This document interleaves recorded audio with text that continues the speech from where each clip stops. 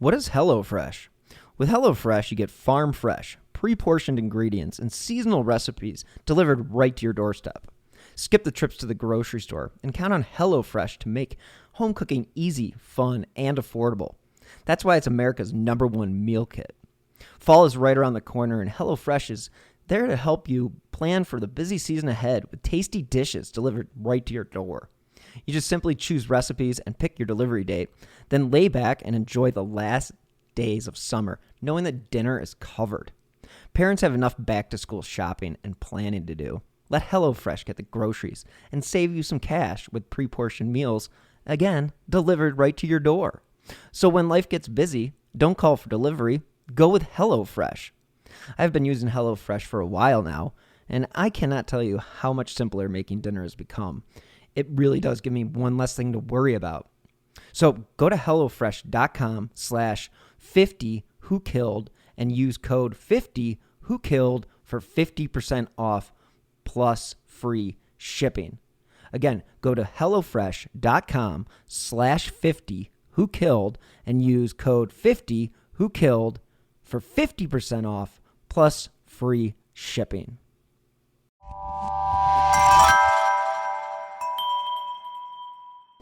Slow Burn Media and Evergreen Podcast presents Who Killed, a podcast that provides a voice for the voiceless. This morning, new developments as the attention surrounding Alec Murdaugh's double murder trial now turns the spotlight onto the unsolved death of his surviving son Buster's classmate, Stephen Smith. I definitely think he was murdered. In a new interview with our ABC affiliate WCIV, first responder Tommy Moore now recalling when he found Stephen's body in the middle of a road. Before I could get out the car good, coroner said, no, that's not a wreck, it's a murder. Authorities classifying Stephen as a victim of a hit and run, but Moore saying from what he saw, it didn't look like Smith was hit by a car. There's two things that come to my mind. Either he was murdered there or he was murdered elsewhere and dropped there. The family of Stephen Smith now raising over $80,000 to exhume the 19-year-old's body for an independent autopsy. My hope is that we can find the right people that we need to just start from the beginning and to get us answers. State authorities reopening the investigation into Stephen's death in June 2021 after saying they found new evidence while looking into the Murdaugh double murders. Recently saying they have made progress in the death investigation of Stephen Smith. However, this investigation remains active and ongoing.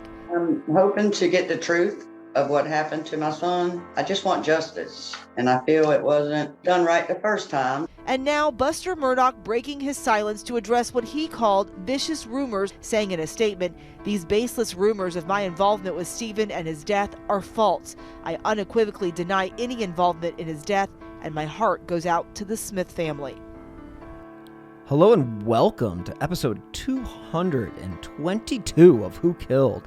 I am your host, Bill Huffman, and this is a Slow Burn Media, Evergreen Podcasts, and Killer Podcast production. On this week's episode, we head back into the Low Country and revisit another death that has been associated with the Murdaugh family.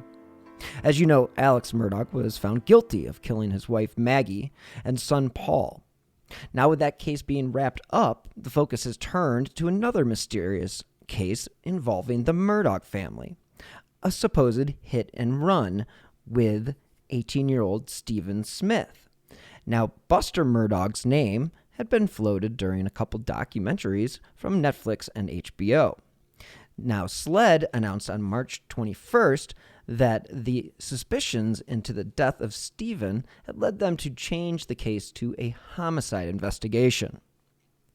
The Bland Richter law firm representing the family sent out a press release on March 21st, and they state, quote, "We are proud to announce that after an extraordinary disclosure phone call with South Carolina Law Enforcement Division, SLED, Chief Mark Keel, that the death of Stephen Smith is now considered a homicide. A shocking announcement after 8 years of being proclaimed a highway vehicular manslaughter." Quote, "This announcement comes after a phone call between Bland Richter, co-founder Eric Bland, and SLED Chief Mark Keel, who have both committed to combining efforts, sharing information, and resources as the state moves forward with exhuming Stephen Smith's body. and its subsequent investigations. Quote, "We have a chance to right 8 years of wrongs, and we intend to do just that," said Bland. Stephen Smith was found dead on a South Carolina road in 2015, and questions were raised about his death during the investigation into the murders of Paul and Maggie Murdaugh in 2021. State police reopened Smith's case in 2021 after discovering evidence after the double murder investigation. Now, you might be wondering why that's the case, but that was just to keep the case out of the public hand at that point. It wasn't necessary to taint anybody's perception of the case. So anyway, they basically did a independent autopsy, and they believe that he was murdered. And Stephen Smith had car trouble that night, and he was apparently walking for help when he got hit by a car. Now, this is the theory that was posed to the family by the police. Now, Smith's family believes he was murdered, and they want an unbiased look at his body and an accurate determination of his cause of death based on facts. At this date of this release, the GoFundMe has raised over $80,000. Now, she retained Bland Richter this week to represent her. The law firm has a long history of successfully representing clients in high-profile cases, including multiple victims in the Alex Murdaugh saga, which has captured the nation. SLED officials have also welcomed a partnership with Bland Richter in this investigation. They believe that working together will help to bring new leads and information to light and will ultimately lead to a resolution in this case. Now, in the press release, they talk about how there were more shocking developments. Quote, "SLED officials have revealed that they did not need to exhume Stephen Smith's body to convince them that this death was a homicide. However, they will be present and participate in any exhumation of Stephen's body to gather more evidence. We are committed to finding out what really happened and getting the peace and justice for the Smith family," said Eric Bland and Ronnie Richter in a joint statement. SLED has also revealed on the phone call that they were waiting until the Murdaugh trial was over before making this announcement out of concern that witnesses would not be as forthcoming under the Murdaugh sphere of influence. Since the conclusion of the trial, more resources have been able to be devoted to this case. Now, Richter goes on to state that SLED is publicly supporting us, Sandy Smith, and her efforts to find out what really happened to her son. They have expressed their condolences to the Smith family and will continue to work diligently to bring those responsible for Stephen's death to justice. Quote, "We are proud to be their partner in finding justice." Stephen Smith's death has been covered extensively by Bland, along with award-winning journalists Mandy Matney and Liz Farrell, who are co-hosts of the Cup of Justice podcast, and it's a spin-off of the Murdaugh Murder podcast, which has been a primary source of information for the public about the crimes associated with the Murdaugh family and the Stephen Smith case. So headlines across the country were Stephen Smith's death ruled a homicide 8 years after he was found dead near the Murdaugh property. And again, this was in the process of being revealed because of the fact that the trial was over. This was in the works for over a year and a half. So pretty interesting that they were able to keep it quiet, which is good. But they did announce in 2021, that they were reviewing the case. They didn't make a big deal about it because they didn't want to, as they said, corrupt any witnesses or prevent any witnesses from coming forward because of the presence of the family. Now, again, as I mentioned, they are going to be there for the exhumation, which is supposed to happen sometime in the next few months. And Buster actually has put out a statement, and he denied the quote-unquote vicious rumors that he was involved in his classmate Smith's death. And his statement will go on to basically say that, everything is ridiculous and I've had to stay here and keep quiet, but I can't do that anymore. So, again, just so we know, Smith was found dead on July 8th in 2015, and this was on a rural road, which so happened to be near the Murdaugh property. Now, this was with blunt force trauma to the head. And again, I mentioned this was supposedly a hit and run, but when a hit and run occurs, there are certain things that should be at the scene. So who was Stephen Smith? Well, according to the Daily Mail, the young man was found dead, as I said, on July 8th, 2015. Now, this was in Hampton County, and the 19-year-old nursing student had blunt force trauma to his head. His body was found 3 miles away from his car, and it was apparent that his car had run out of gas because he left the gas cap open. Now, this is where things get weird, because the teen's death was initially ruled a hit and run, but highway patrol officers have since claimed that they do not believe the scene was consistent with a road traffic accident. Now, the family attorneys have also pointed this out. Smith's wallet was left inside the car, and he never made any phone calls to his family at the time. Smith's mother, Sandy, said he would not have left his wallet behind and would have at least called his sister. And she also stated, quote, if he did have to walk home, he would have walked through the woods, and there was a cornfield right there. He would have walked through. He would have made sure that he was not seen by anyone. And Sandy has long said that she wants to find the real reason behind her son's death. And as we mentioned before, she has raised a significant amount of money on GoFundMe. So again, this was a hit and run, according to the Highway Patrol. But there were a lot of things that were not there. So something like the fact that his body didn't have any injuries from the torso down, or one of the most damning pieces of evidence is the lack of car parts found at the scene. I mean, when you hit anything, you leave car parts. It's just to imagine that somebody would be hit by a vehicle and not leave some sort of glass or plastic or fiberglass, whatever, or even paint, on the clothing or the body. That's just ridiculous. So, this case is something that obviously is very mysterious. It's very peculiar. I think there are a lot of people out there that want to jump to conclusions about what this possibly could entail, since everybody in the Murdaugh family seems to be associated with death. Paul being the boat driver during a drunken boating accident where he killed one Mallory Beach. And this is, again, a family that has just been constantly involved, or I guess brought up in deaths. And it's very suspicious, needless to say. And one of the reasons why the Smith case and Buster are connected is that while the probe was going on, witnesses over a period of time had talked about a relationship that he possibly had with Buster. And that would have been, a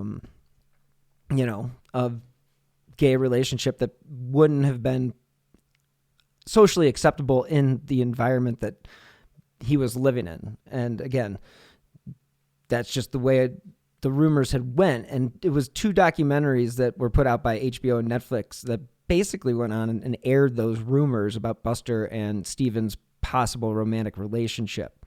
So, now that Alex is convicted and Paul and Maggie are dead, Buster is really the only one left. And it is one of those cases where you just kind of wonder if the apple didn't fall far from the tree, or it did fall far from the tree. But, we talked about that about Alex. And so maybe in this particular situation, it's possible that Buster also became, he wasn't as obnoxious as Paul was, but he was definitely privileged. So there's a good possibility that there is something here. But again, innocent until proven guilty. And there really isn't any specific physical evidence or any physical evidence that connects him to the scene at this point in time. Of course, we don't know what's going on with the investigation. what we do know is what we've seen in those documentaries. And I'm pretty sure that you guys have watched them, at least the Netflix one. I do believe the HBO Max one is better, but that's, again, to each his own. They're both pretty much the same. I do feel terrible for all of the people involved in this situation.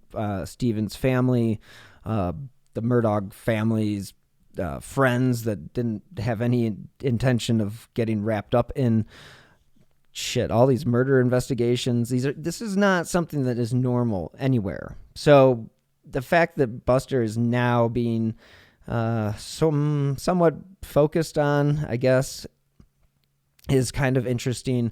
We will see where it goes, of course. Now, the Netflix documentary did explore the relationship, and Buster did refuse to give a comment. And more than half the people that were interviewed apparently had mentioned some sort of relationship between Buster and Smith. So there is some fire here. I mean, again, where there's smoke, there's some usually fire, and it's just one of those things. I mean, it's we're always going to jump to conclusions, but there is a law firm, the Bland Richter law firm, who is representing the Stephen Smith family, and they are going to find justice. And they did a press conference on Monday where they were able to kind of discuss some of what is going on with this case and where they hope to let it go. Now, it's a Q&A, and I'm going to go ahead and play it here in a minute, but do know that it is a Zoom call. The quality is iffy. Sometimes people forget to turn their mics on or whatnot. I'll try to do my best to clean that up. But again, this is a super interesting case because, one, nobody gets hit by a car, still has their shoes on, and has zero injuries below the torso. Just doesn't happen. It's physically impossible. So let's just be realistic and go in with an open mind, but know that there were some shady things that do connect the Murdaugh family to Stephen's case. So, it was the fact that they were classmates. Now, cops were tipped off about an alleged gay relationship between the pair, and I'm just going through some of these bullet points here. And, Stephen's mom believed that he could have been a victim of a hate crime that was pulled off by the Murdaugh family. So it's interesting because, as I mentioned before, there were two documentaries about the murders, or the Alex Murdaugh murders, and some of them delve deeper into this case. And so it's interesting to see how your dirty laundry comes back to haunt you. I mean, Netflix's documentary was titled Murdaugh Murders, A Southern Scandal, and was released on February 22nd. And again, this is very interesting stuff. The 3-part series, it did go into the family's possible involvement into the death of Stephen Smith, Mallory Beach, and Gloria Satterfield. And these, again, all happened under the Murdaugh watch. So pretty interesting stuff. Go check them out if you can.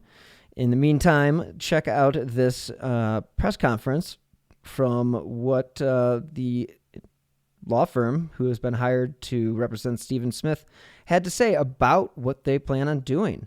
And let's just hope that there is some justice in the future and the family will be able to move on, and that would be excellent. And again, not move on, that sounded terrible, but in the sense of being able to know what happened is got to be somewhat of a relief.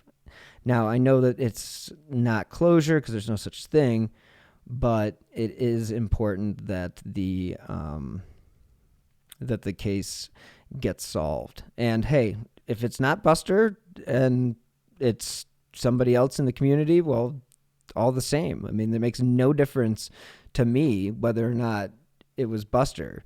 That is just an intriguing aspect of the case.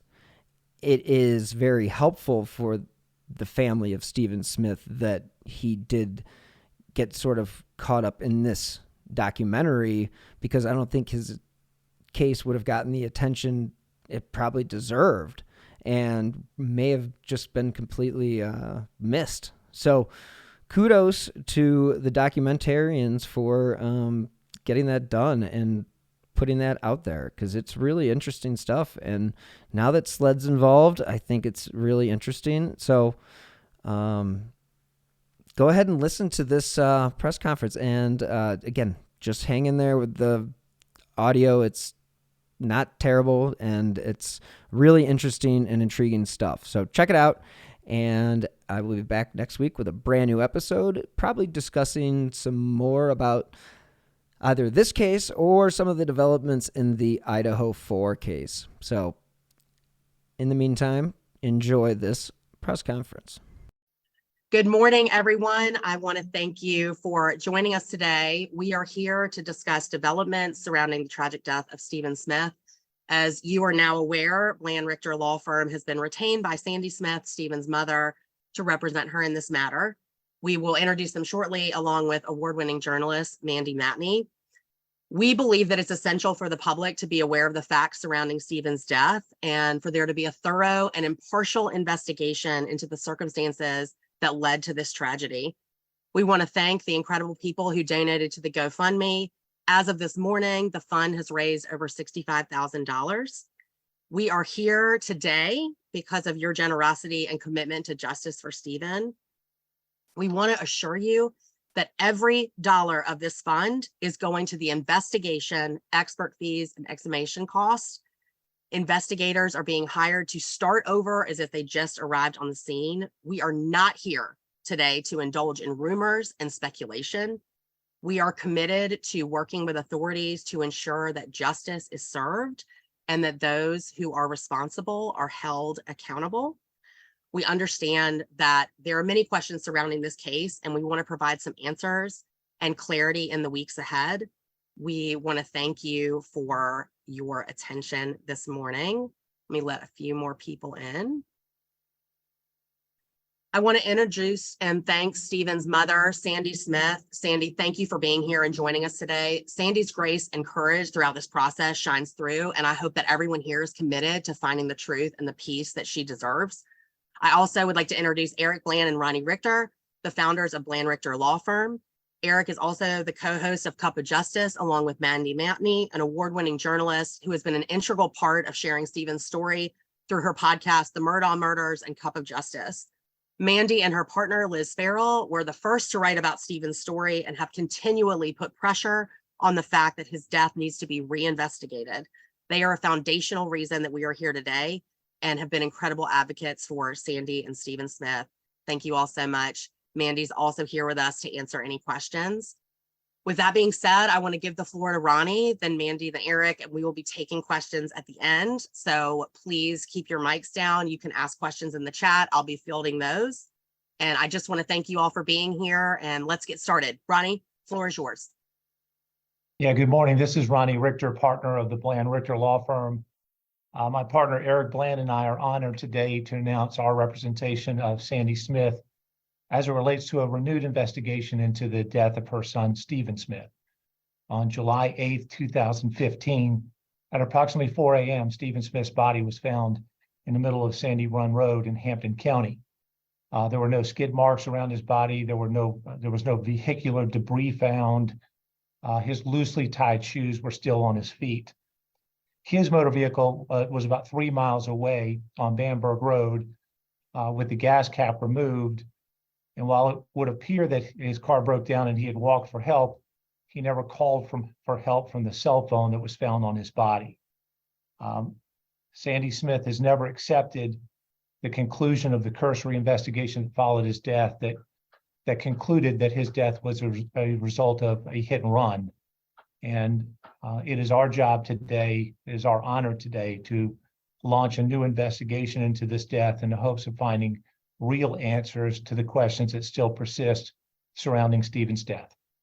Wonderful. Thank you so much, Ronnie. Eric, we're going to pass the baton to you. Good morning, everyone. Thank you for attending this press conference and the introduction of Bland Richter into this investigation. I've been a lawyer for 35 years, and many of our cases come to us after other people have represented clients. And so this is nothing different than what we've had many times in our career. And what we're going to do is start over. We're going to hire experts who are going to come into this case with a fresh set of eyes, with an open mind, without any preconceived conclusions, being objective, and wherever the facts go, that's where the investigation will go. We've been hired, and we're going to give our time to petition the court to get permission to exhume the body of Stephen. We're going to have to show good cause to the court why they should do it, because in our state, like in every other state, people who have died have rights. They don't end when their heartbeat stops. And Stephen has a right not to have his grave disturbed, as do other people who are buried. And so we're going to have to petition the court, show facts that would indicate that a fresh set of eyes, a new autopsy may yield a different conclusion, that Stephen was not killed on Sandy Run Road in Bamberg County, that maybe he was killed somewhere else. And if we get that permission, Ronnie and I are going to supervise and oversee the exhumation process, making sure it's respectfully done. You have to have a funeral director there. There has to be protocols put in place to make sure that the remains are not disturbed any more than they should be, and do it in a respectful fashion.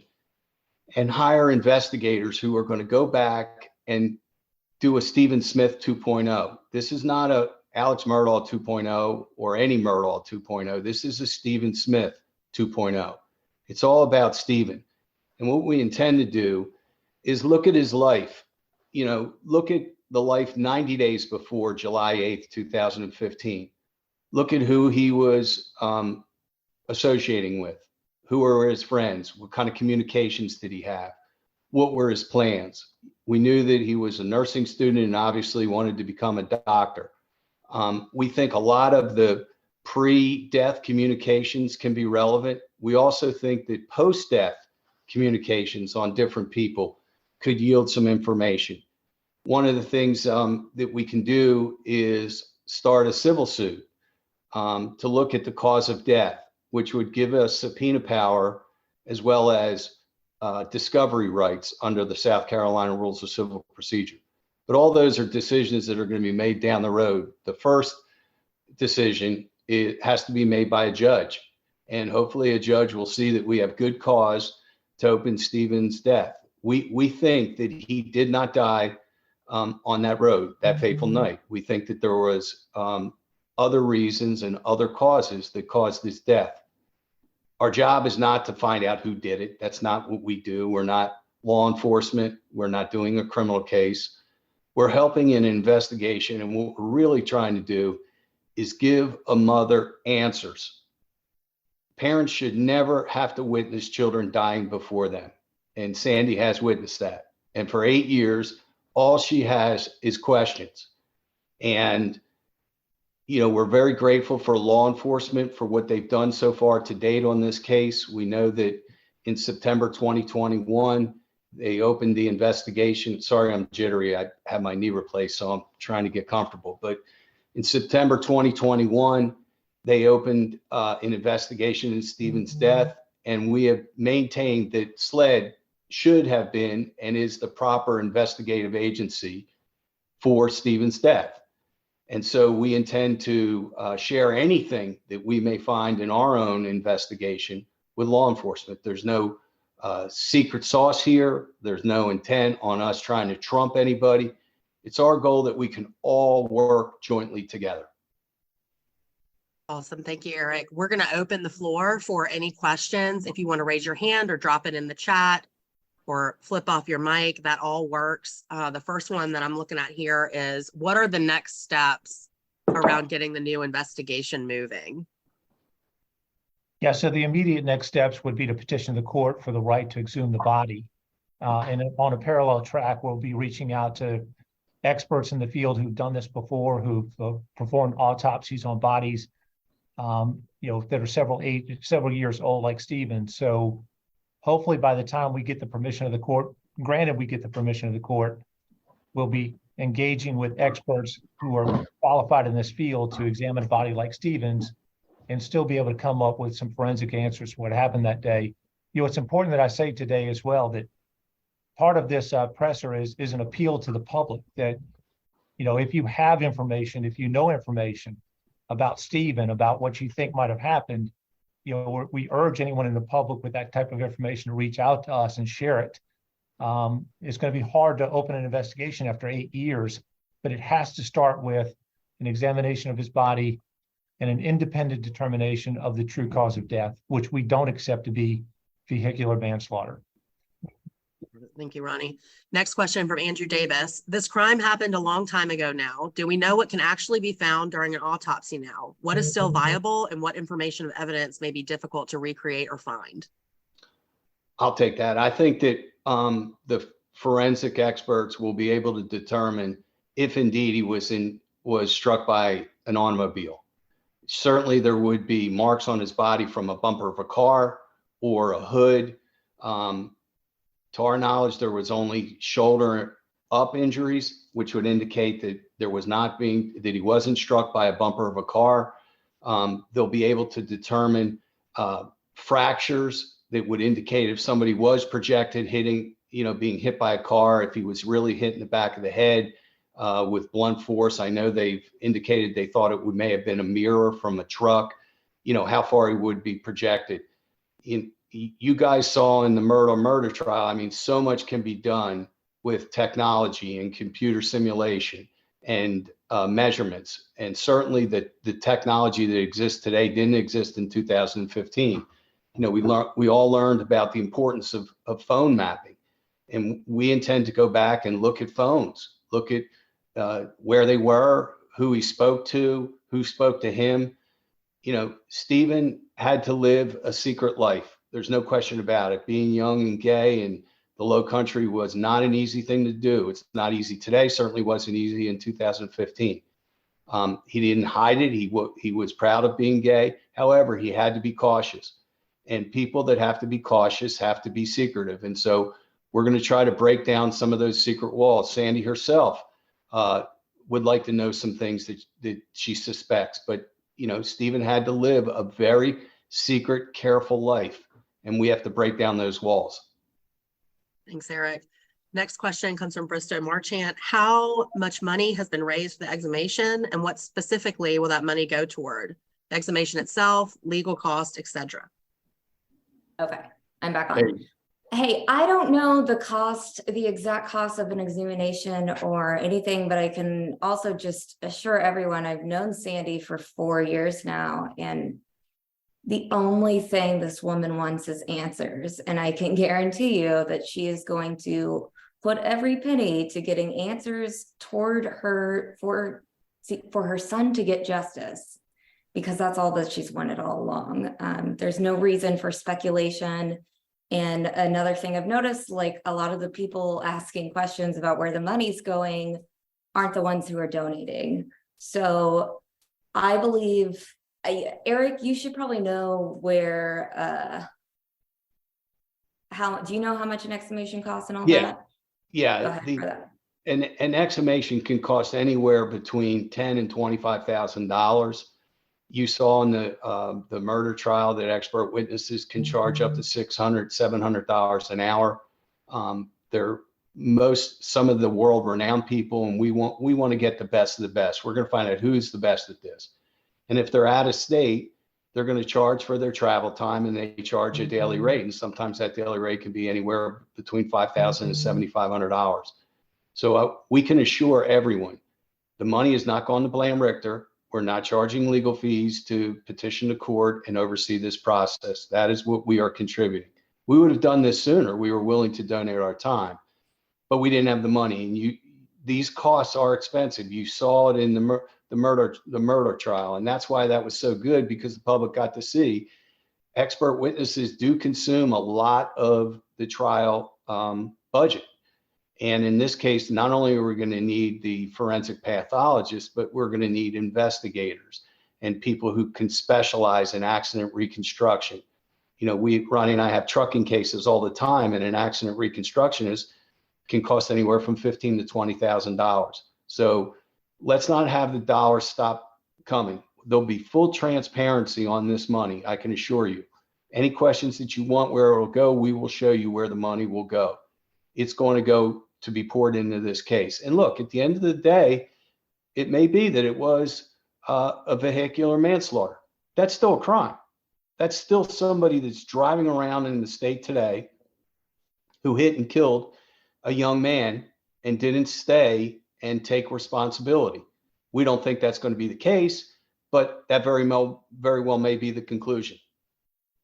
Thanks, Eric. From Blair at Live 5. If the court does not give permission to exhume Stephen's body, where does that put this investigation? Ronnie? Well, we hope that's not going to happen, Blair. We think we have good cause to show why a fresh set of eyes on this would be beneficial. Obviously, it would be a significant setback. Yes, we could still hire investigators to go back and kind of recreate the steps, look back at those communications that Eric talked about, see if we can find some fresh new leads. But it kind of has to start with a fresh new look at the body and an independent determination of that cause of death. And as Eric said, it may be that investigation is confirmatory of what's already been said about the cause of death. We don't think that's true. You know, as a native South Carolinian, if you don't know someone in South Carolina, if you haven't struck a deer in South Carolina, you know someone who has. And this is a terrible analogy, but if you strike an animal on a highway in South Carolina, vehicular debris is everywhere. And the fact that Stephen's body is apparently placed in the middle of the roadway and there's no debris of any kind present really leads us to believe that that is not what caused his death. So I don't care if it's the mirror, the bumper, what part of the car might have struck him.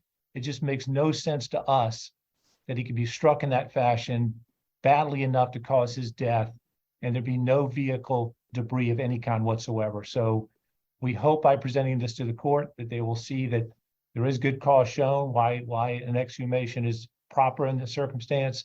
And that is the key part of the investigation. Yeah, don't forget, Thanks, Ronnie. Don't forget, Ronnie, that Stephen had loose shoes on. So if you're hit by a vehicle that's going fast enough, that's going to project you, your shoes are just going to fall off under the best of circumstances. His were loose and untied. So it's almost inconceivable that his shoes didn't come off. So those are all reasons. Additionally, I think that the fact that there's so much public interest in supporting Sandy's cause of trying to find out really what happened, I would find it hard to believe that a judge would take the position, no, we don't want to give a grieving mother, the answers that she's looking for. Thank you, Eric. Eric, I've got a question from Forrest. Eric, you said that Stephen Smith did not die on Sandy Run Road. Is there a theory that he was killed somewhere else and taken there? Yeah, that's been the theory advanced all along by Mandy, by Liz, by many other people, not only just the close circle of people that are on this phone call. Everybody believes that, you know, if you look at all the attending circumstances, leaving a wallet in the car, nobody would leave their wallet in a car unlocked, and the ability to steal it, especially if he ran out of gas. And, you know, people open their gas caps, which lets the police know that they ran out of gas. You know, when I was younger, you know, we laughed about this on our podcast. You know, we used to have antennas on our hood of our car. And if your car broke down, you put a white t-shirt or a white washcloth up there to signify that your car broke down. Stephen would have taken his wallet to get gas. Stephen would have made a phone call or two, or tried. I know everybody says, look, we're out in the country and there's, you know, inconsistent cell coverage, but Stephen would have made a phone call and tried. So there's going to be evidence of making a phone call. All of these things lead us to believe, in addition to Stephen's careful nature that he took in his everyday life because of his lifestyle, we don't think he would be walking down a road, on a country road, when there was a quicker way for him to get home, and he knows the area. He would have done it in a way that he wouldn't have been seen. Sandy, do you have anything you want to add to that? You want to add to that about Stephen being careful and his lifestyle? And yeah, he would, Stephen would, if he did have to walk home, he would have walked through the woods and there was a cornfield right there, he would have walked through that. He would have made sure that he was not seen by anyone. He would do that to his dad and sister. He would hide and make them find him. Would he have left his wallet in his car, Sandy? No, he would not have. And he would have called his sister at least, because she was the closest to the house or to where the car was. His twin. His twin sister, yes. Thank you, Thank Sandy, you. and thank you for being here this morning. Next question's from Catherine. Buster Murdaugh put out a statement for Jim Griffin this morning. Can anyone comment on that? Yeah, I Ron? can comment on that. We've not mentioned Buster's name one time. This is not about Buster Murdaugh. So this is about Stephen Smith. This is about trying to get answers to questions that his mother desperately needs answers for. So there's no reason to discuss Buster Murdaugh, and there's no comment to make back to Buster Murdaugh. We're going to find out, God willing, court willing, what was Stephen Smith's true cause of death. And if it was something other than as has been reported, then we hope at that point in time to re-enlist all the resources of the state of South Carolina to engage in a new investigation and to find real answers to what happened to Stephen. Yeah, as we believe, Whitney and Ronnie, you know, as we sit here today, Buster is a victim. He lost a mother, a brother, and now his father's in jail. You know, Buster, as we know, has nothing to do with this. And whatever is mentioned in the records, that's what investigators are going to look at. But we have no knowledge at all about Buster or the Murdaughs having anything to do with this right now. We're starting with a fresh set of eyes. Thanks, Eric. Next question's from Rachel. How many investigators have been hired already? How long will this process take? And are there any dates on the books? No one has been hired. I've talked to 2 out-of-state pathologists. I've talked to an in-state pathologist and an accident reconstruction person. Everyone's going to be interviewed. It's going to be a joint decision being made by Ronnie and me and Sandy and the whole team, including Mandy and Liz. You know, this could not, again, there's no Blam Richter on the scene unless there was Mandy Matney and Liz Farrell. Their tenacity in digging into this case, not only after the boat wreck, but staying on top of the Stephen Smith case. Remember, the cacophony of sound of the murder case took precedence over the past 2 years. But what you always heard was Liz and Mandy saying, let's not forget about Stephen Smith.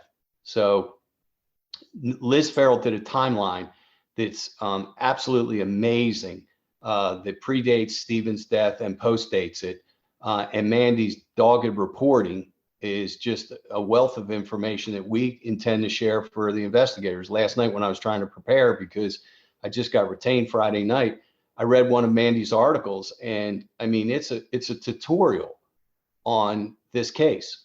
And I'm not sure that that people who looked in this case looked at it the same way that Mandy did and Liz.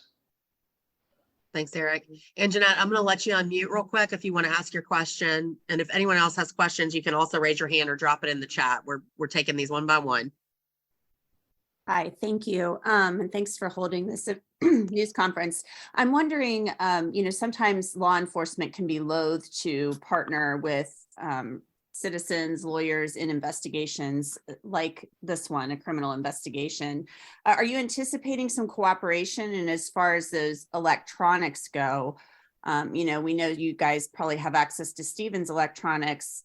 Is there anybody in particular who you're looking to subpoena records for in the aftermath of Stephen's death?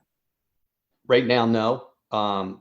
We intend to talk with everybody in his orbit, which would be all family members, his sister, obviously, Sandy, friends that'll come forward and tell us, you know, who he would associate with, who he may have been dating at the time. And again, I expect that law enforcement will give us the normal cooperation. You know, certainly we have developed a good relationship with the AG's office and SLED throughout the Satterfield process. I think that Ronnie and I were instrumental in the Satterfield case in educating SLED and getting them the information they needed to indict Alex. So I think we have a really good working relationship. I certainly have a good working relationship with Creighton Waters. I know that there was a grand jury impaneled on Stephen's death, and it's no longer in session. So whether they will share information with us, I can tell you we will share information with them. Even though it may not be a full two-way street, the more information that we could put on SLED's desk or the AG's desk that we may acquire, and again, that's the word may acquire, I think will be beneficial. Eric, you said that there was a grand jury impaneled into Stephen's death, so it's no longer active. So does that mean the AG's office has kind of dropped this, or what information do you have about that? I don't have any information other than they're no longer impaneled. So it means one of two things: that they returned an indictment and the AG is sitting on it, which I highly doubt, or there was just not enough information that was garnered over the past 2 years. Remember, this investigation opened up, according to SLED, based upon a finding of something during the investigation of Alex's murder of Maggie and Paul. We don't know what that is. We don't know what caused it. Mandy, do you have any knowledge of what that could be?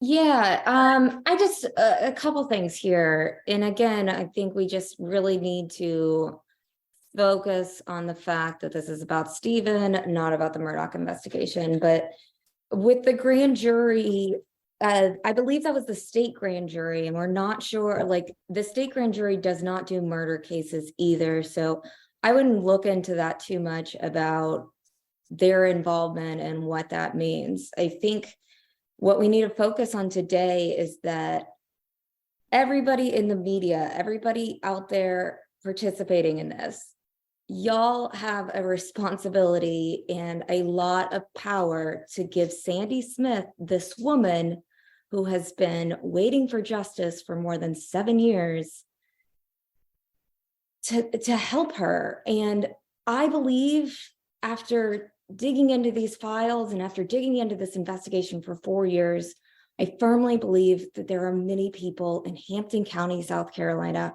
right now who know what exactly happened to Stephen. And they need to know that this is not going away. And I am so glad that Eric and Ronnie are here to stand behind Sandy and to do all of this, because this is exactly what needs to happen. The spotlight needs to be on Stephen. Stephen's story can stand alone and will stand alone. And somebody said this, and I said this on the podcast, but if either everybody counts or nobody counts, and Stephen counts, and we need to focus on that and move forward and get answers for the Smith family. Thank you, Mandy. Well said. Sandy, this leads into a question for you.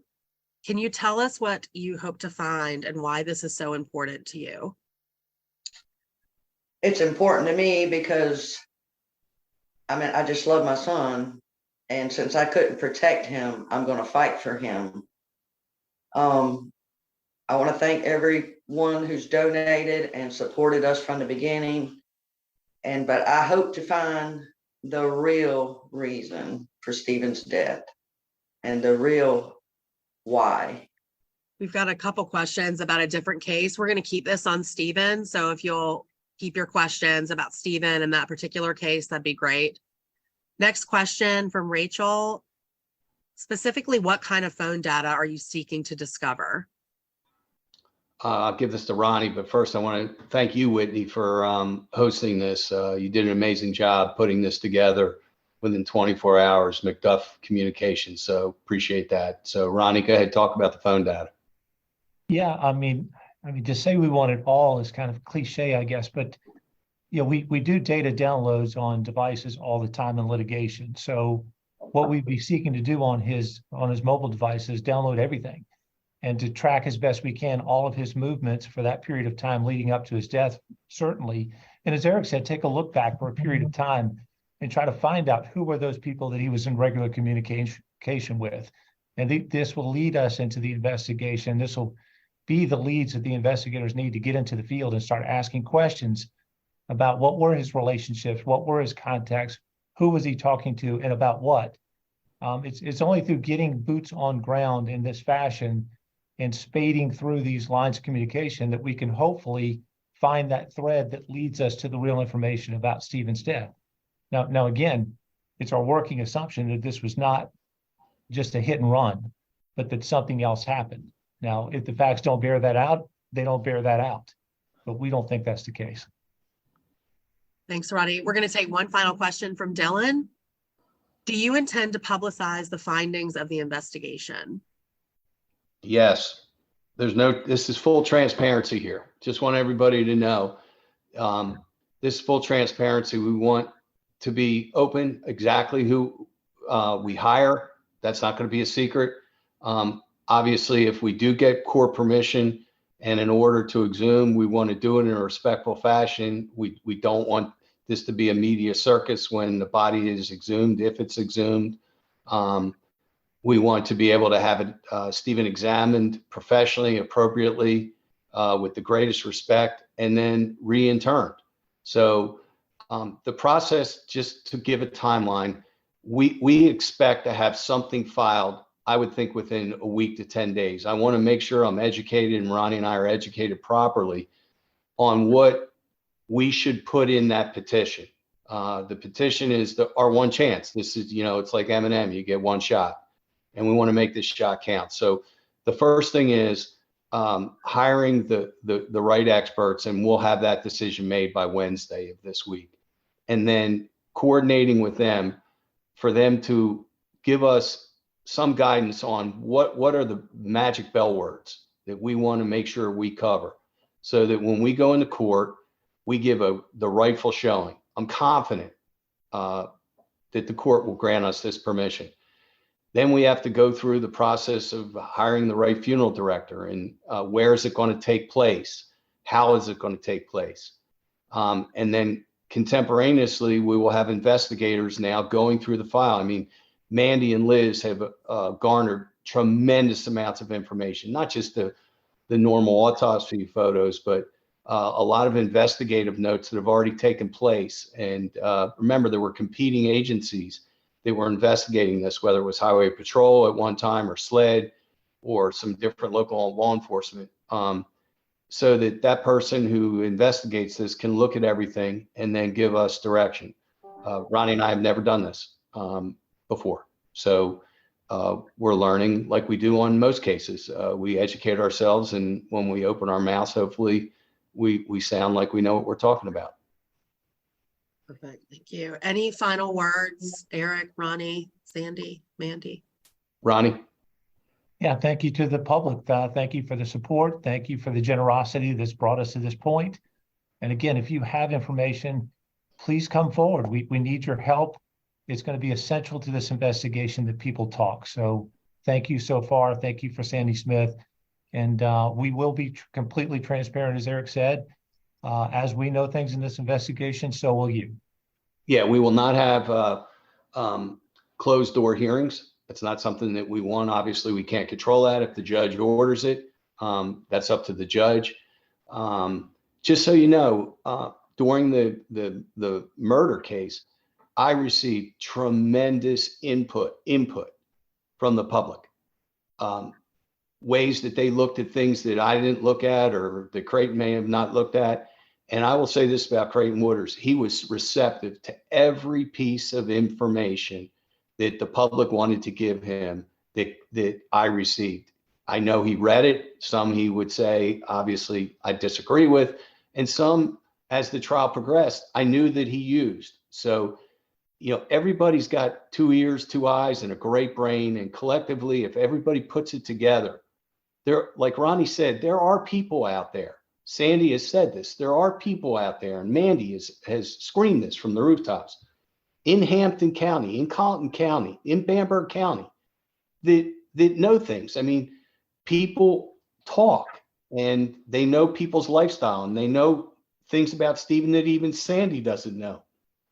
And a fact that somebody could think is innocuous or really doesn't count is a great fact when it's matched up with another fact that somebody else may think is innocuous. So Our email address is, you can email me at ericbland@blandrichter.com. My phone number is 803-600-7476. Anybody could text me, they could call me. I will take any piece of information.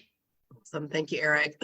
Final question, which leads us into wrapping up. Where can we expect to see updates? Will they come in the form of press releases from Whitney McDuff? I will speak to this part. We absolutely want the media as allies. We will be giving you all as much information as we have. We are all looking at the same North Star here, which is to find out what happened to Stephen. So we are partners with you all. We want to keep you informed of what's going on, so you can count on us for that. Eric and Ronnie are available. Eric just gave his phone number and his email. Ronnie is ronnie@blandrichter.com. I am Whitney at whitneymcduff.com. Please reach out to us with any questions. If you want comments, we are absolutely here to help you all. So I wanted to thank everybody for coming today. Great questions. We will be keeping you informed as the investigation progresses, and we hope everyone has a great day. Thank you so much. Thank you. Thank you. Thank you so much for tuning into this week's episode of Stephen Smith's murder, because this investigation is just picking up speed, and it is going to become very interesting if things turn the way that the public has thought that they might go. I know that there are people out there that believe that Buster may be involved, but let's remember, innocent until proven guilty. And hey, kudos to the law enforcement division for opening up the case again, and hey, we'll see where it leads. Again, it doesn't have to be Buster, it could be anybody, but as long as there's somebody held accountable, that would be great. So thank you again for tuning into this week's episode. There will be a brand new one next Friday. So if you want to follow me on Twitter, you can do so at BillHuffman3. I know it's a cesspool thanks to Elon Musk, but it is what it is. And until we get something better, that's where you'll find me. So thanks again for listening. Thank you so much to the Bland Richter Law Firm for providing this audio. Thank you so much to Public Relations Director Whitney McDuff. And again, thank you, the listeners, for tuning in. If it wasn't for you, the show wouldn't exist. So thanks again. And as always, until next week, stay healthy and be safe.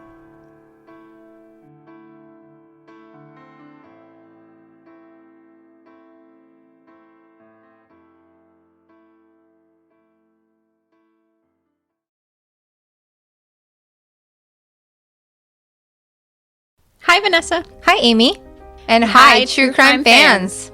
We're the co-hosts of She Goes by Jane. Every week, we'll be covering the story of a missing or unidentified woman in the United States. Stories you may have heard before. And ones whose stories didn't make it into the news. We've been covering these stories for a while. First in Amy's book of poetry, Doe. And then in Vanessa's documentary, She. But now we want to share them with you here on She Goes by Jane. And each week we'll be joined by a special guest who will read a poem in honor of the women we talk about. Can we say who? We can say who. We'll be joined by actresses like Coco Jones and Gabrielle Ruiz. And musicians like Stephanie Quayle and Kelly Moneymaker, along with authors like Louise Penny and Catherine McKenzie. So check out She Goes by Jane wherever you get your podcasts, or check out Evergreen Podcasts and their true crime channel, Killer Podcasts. We can't wait to bring you these stories. Greetings from Evergreen Podcasts. We're rolling out a listener survey, and we want to hear from you. The information in the survey will help us gather statistics and in turn make our shows more appealing to advertisers. I know most people don't like ads, but this is one of the only ways our shows make money and help keep their lights on. We promise it will only take a few minutes, but the impact on our podcasts will be tremendous. As a token of our appreciation, we'll randomly select one lucky participant each month to win an exclusive merchandise package from Evergreen Podcasts. Head to evergreenpodcast.com/listenersurvey to help a show and possibly get some free stuff for doing so. We can't thank you enough for the support. Now back to the show.